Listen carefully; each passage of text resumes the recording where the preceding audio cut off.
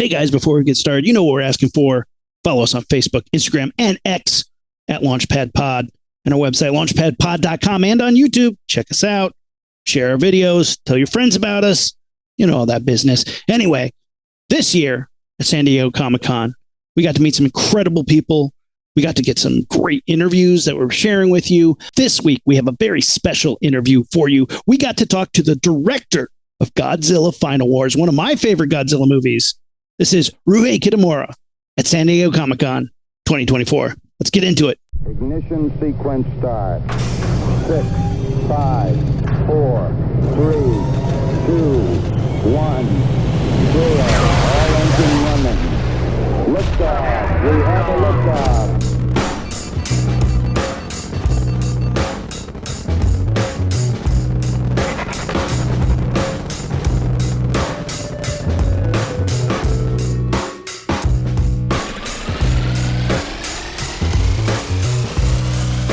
Launchpad Podcast here at Comic-Con 2024. We are having a great convention so far. We're definitely having a big-time Kaiju Godzilla convention. We are here with none other than the director of Final Wars. We are so happy that you're on the show. Thank you very much for coming. What has your experience been like at the con so far? I mean, having fun. Are you having fun? Have you been here before? Yes. Director Kitamura has been doing amazing films for the longest time. I think actually the funniest thing, I met this kid watching Versus. That was the first time Jared and I ever watched a movie together, and now we've been together for years making a podcast. I love this movie. Versus is incredible. So much action, so much gunplay. When you're working on an action-packed film like that, with the gore, with the gags, with the guns, it seemed like you shot the whole thing on Steadicam. Is that true? Was it all run and gun the whole time? No, actually, that was, indie movie I made 24 years ago. I was nobody, no money, no future guy. I was on the edge.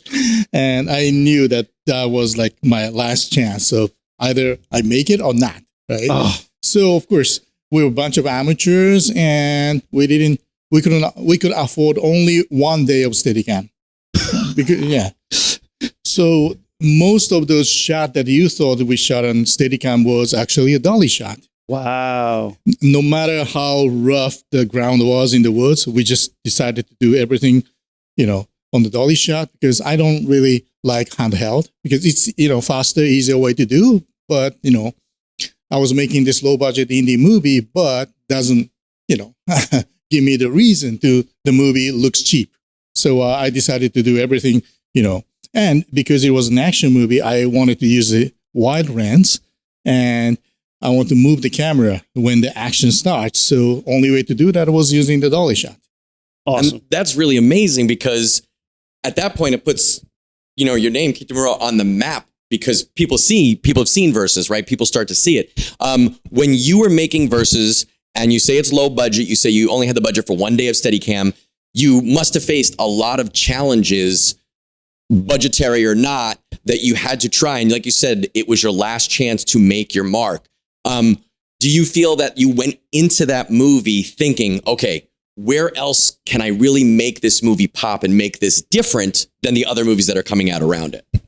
So I was determined to do this, nonstop chaotic action goes for 2 hours, because everybody was telling me when I was, meeting all those like sponsors and the studios and producers, everybody told me I was crazy, because this is like a manga script, animation script, video game script. Nobody's doing this crazy action in Japan anymore. Mm-hmm. So I was like, oh, what are you talking about? Back in the 50s and 60s and 70s, they were doing this. And now you're telling me that, nobody's making action movie in Japan. And that's what everybody told me. Because we're not Hong Kong. We don't have the action stars. And we are not Hollywood. We don't have a big budget, So we're just not doing it. So, and I didn't, agree to that, So okay, and that was the time, mixed martial arts was very hot in Japan, right?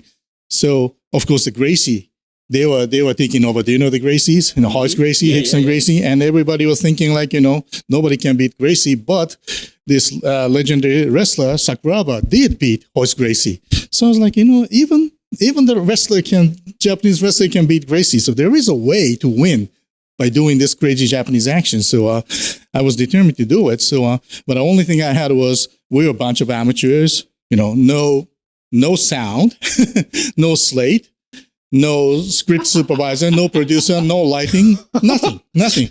Only thing I had was like, super 16 millimeter camera, silent. Mm-hmm. So I just knew that I just have to keep on shooting. So ended up I shot 4,600 setups, which was crazy. So probably by the time I've shot like 2,000 setups, which is pretty much. Everybody started telling me, like, boss, I think we got the shot. I think you can edit. And I said, no.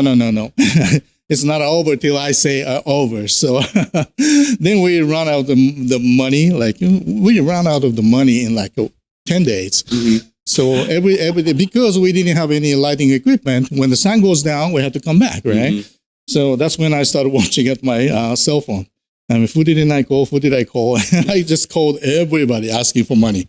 I'm making a movie. I need an investor. So, and, that was 25 years ago me. So I didn't know any rich people, any, producers or sponsors. So I just called my friends and everybody, my ex-girlfriends and everybody. I didn't care, And somehow everybody believed in me, and they started to put some money, like, $3,000 here, $5,000 here. That's a lot of money to ask your friends, but it's a tiny, tiny budget. So I ended up, I don't know, owe a lot of people like $300,000, Again, that's a lot of money to owe people, but it's a tiny, tiny budget to do the crazy zombie kung fu samurai action movie. So, but like I said at the beginning, that doesn't have to, that shouldn't be the reason that the movie looks cheap. So I was very, focusing on making dynamic, like as if the golden age of Japanese cinema back in 60s and 70s. So I just, put everything into it. That was my one final war to become the director. That's a transition right there, my friends. Well, I was going to say, if you could go back and have the budget that you wanted to make Versus, what would you do? But I guess you'd get lighting and a slate and forget that. Let's think of it like this. What the movie that you had in your head when you were making Versus, and now you have this movie that's been distributed and loved. Did it meet your expectations? Did it meet your goals for what you wanted it to accomplish and what you wanted it to look like? I think so. I mean, I'm sure that, even with the same budget, I can do much better now. Sure. But one thing that movie has is this insane level of, passion and energy. Because I was crazy. Everybody thought I was crazy. Because there was no producer, no studio, no distributor, nothing. So everybody was asking, like, even though you make the movie, where is this going to go? Because what? But I knew that, I'm going to bring it to, because that time seemed like I was like invisible in Japanese film industry. So I'm going to take it to this, film festival, outside Japan, and somewhere, I don't know where, but they're going to discover me. And that's what they did. I took it to this festival, the Jérôme in France. And it was like weekday midnight screening. And that night was like snowstorms. I was like, nobody going to come at the midnight in the snowstorm. But there was a huge line, and Bill Pullman was there, Juliette Lewis was there, and there was a standing ovation, and it was like a rock concert.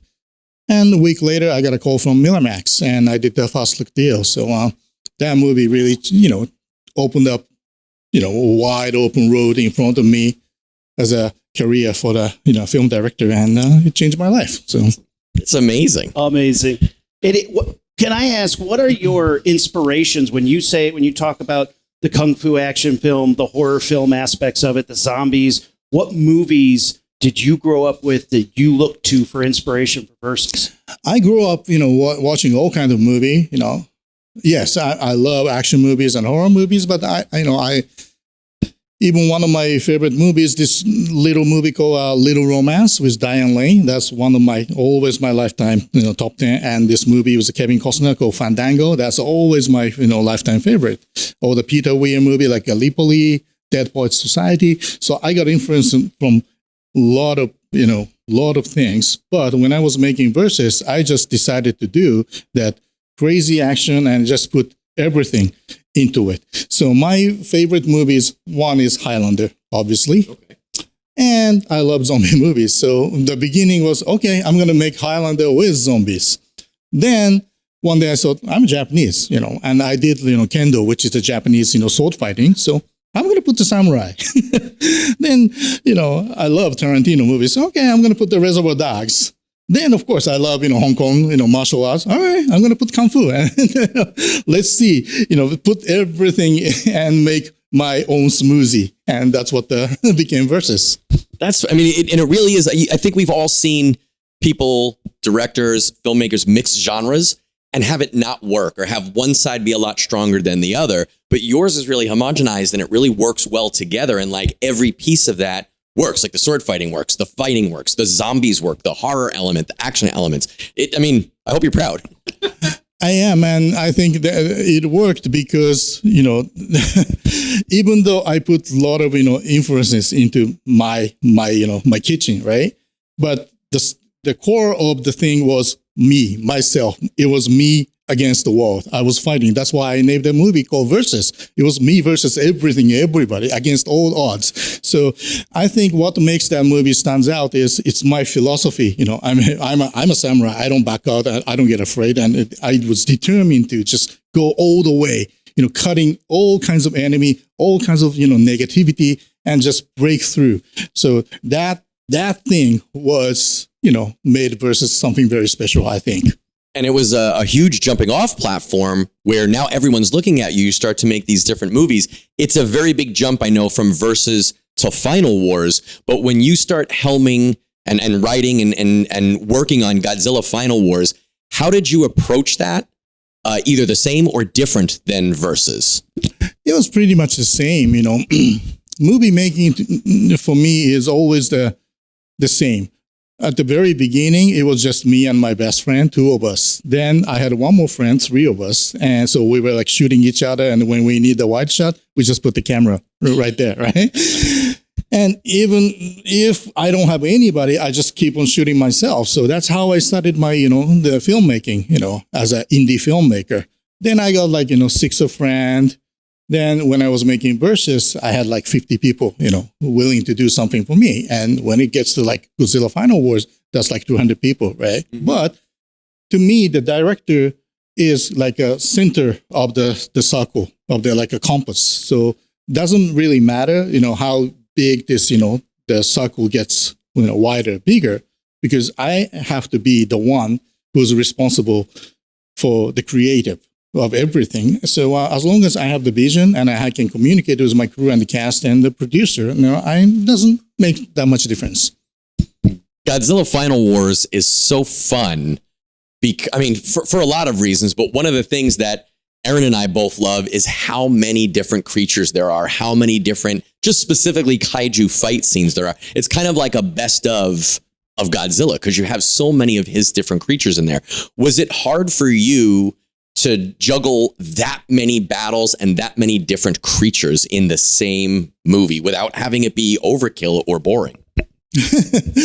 But that was the concept we came up with on the very early stage of developing Godzilla Final Wars.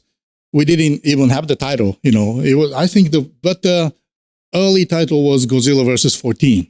Because I'm the director of Versus, so somebody at Toho think that that's a cool title. Sure. So from the very early development stage, I was involved, and me and the producer, and the writer, we were talked about what do we want to do, and then we just decided let's do this greatest hits of Godzilla, kaiju movies, and there's going to be the battle royale, world, championship tournament. And the planet Earth is the ring. So that was the concept. So, of course, yes, every movie making is a challenge, but, we knew exactly what we wanted to do. So it wasn't that hard, And when the time come to, we have to choose which kaiju going to be in the movie, me and the producer and the writer in the room, we brought all, kaiju figure and we started fighting each other and this one should go. If this one goes, this shouldn't go in. What? And so in the end, we were happy with the decision we made. I like that. So that was going to be my next question was all the different kaiju in the movie.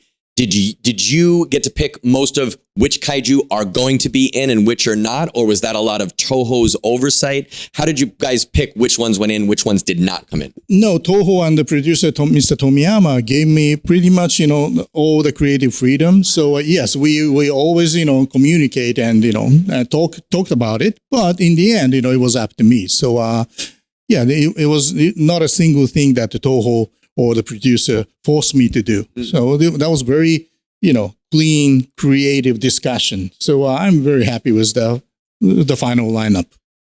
One of the questions I have about Godzilla Final Wars, you made the choice and got to put in Gino, the Godzilla in name only. What was that conversation like, and how were you able to make that a reality? You mean the Hollywood Godzilla, right? Yeah. Mm-hmm. No, I mean, that's when Mr. Tomiyama, the producer, told me that, Toho actually owns the rights and we can use it. So we can use it. Okay, I'm going to use it. Of course, because I knew that's the fight, all the fans want to, watch. And like I said, I'm a big, boxing fan and, wrestling fan, MMA fan. So I know exactly what the fan wants.